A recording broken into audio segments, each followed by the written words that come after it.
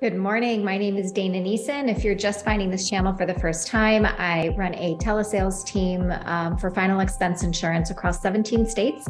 And today I'm going to give you a sneak peek into what our Monday sales meetings look like.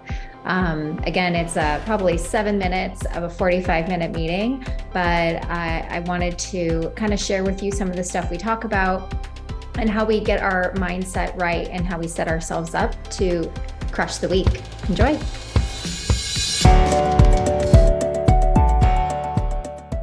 And really what I've been trying to teach everybody this whole time is the sale begins and ends in your discovery section, right? And talking about features and benefits of what Lincoln Heritage can provide is not the selling, right? No. That's just identifying and creating additional problems, right, that people didn't know they have, and then showing them how we can help solve that to create an additional foundation and security that we're the right solution for them.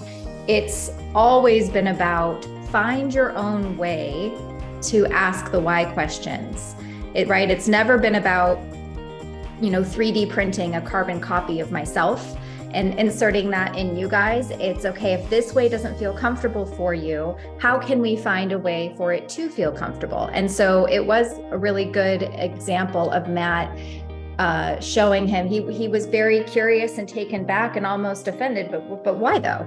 But why is this important to you? Why not just push it off, 2-3 months like most people would, and make the decision to not take care of it now, and then something actually does happen to you, and like get them to really say, but no, I actually do want this, and here's why.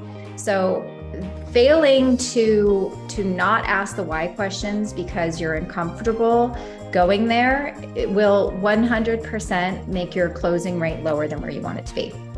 I think one of the examples that I was coaching on a couple weeks ago was, well, so I imagine you probably, don't want your kids to have to come out of pocket and pay for those expenses, if they didn't have to, right? So what's going on with your kids that you would, not want them to have to, come out of pocket for that? So it's still asking the why, but it's just asking it in the form of a question so you don't feel uncomfortable saying why. So that's just another flavor of that. People don't like to ask it because they feel like you're asking the obvious, right? Well, it's like the unstated obvious, so why would I ask? The reason that you ask is not because the answer is going to be significantly different from what you think it is. It's so that they say it out loud. It's their reason coming from them.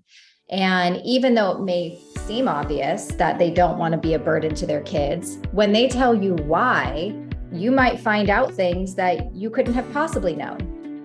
Well, my kids are married and they're struggling with their own families, or my daughter recently got divorced, or my son-in-law just passed away from cancer, and they have all these bills. Now all of a sudden you have this compounding why effect that it makes it more powerful, that you can now use, not necessarily against them, but hold them accountable for their why, because it's theirs. It wasn't just generic, like, oh, I know you don't want to be a burden. You don't want to be a burden because of this reason. And that reason can only come from them. So for me, it's not obvious at all. So I always have now a condensed version of the presentation. I introduce the problem. I ask them how they feel about that problem, and then I tell them how this policy and having the coverage and protection with Lincoln will solve that problem. And then ask them, do they like that? It's always like the same format and formula. You do not have to go verbatim, word for word, the entire process. There has to be a script and a foundation so that you have something to follow. But if you're reading your customer, Bianca, in a way where you're like, I already know they're sold, just condense it. 3 Saturdays and 23 business days left in the year. And why that's important to know is so that you can figure out how to manage your business based on goals and selling days left. So you macro it, right? So I have 26 days left to knock out the rest of this year. And what is my goal for the rest of the year, and what am I going to do to get there, right? So you can break that down into, okay, well, I want to do $10,000, whatever that number is. So how do you get to that $10,000? Well, you have to divide it by, well, how much is the average sale? The average sale is typically about 900. So if you want to do a 10,000 in production, then you're going to have to do 10,000 divided by 900. So you have to do 11 sales.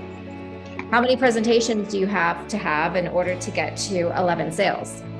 Right. Well, depending on what your closing rate is, if you have a 30% close rate, you're going to have to do more than 30 presentations to get 11 sales. How many dials do you have to make? How many calls do you have to take in order to get 40 presentations over the next 26 days? So you have to reverse engineer it. If you just log in every morning and just start dialing haphazardly without any sort of direction or goal, then it's going to be very difficult. If you just let it happen to you, right? I could never imagine logging in the morning and just letting the day happen to me by saying, okay, this is how many dials I'm going to make today. This is how many conversations I'm going to have today.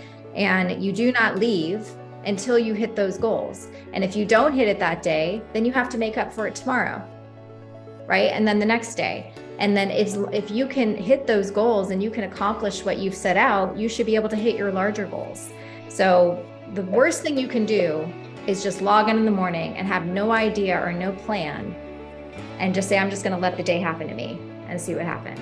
When I was not here, when I was working for a different company as a regular salesperson, W-2, I had numbers and goals for what I wanted to do every day in order to hit my monthly goal, in order to hit my quarterly goal, in order to hit my half yearly goal, to hit my annual goal. And all of those things had to be met. That's why I was always at the top 1%, always at President's Club every year, right? And because I didn't just know how to sell, but I had a specific way of how I was going to get there.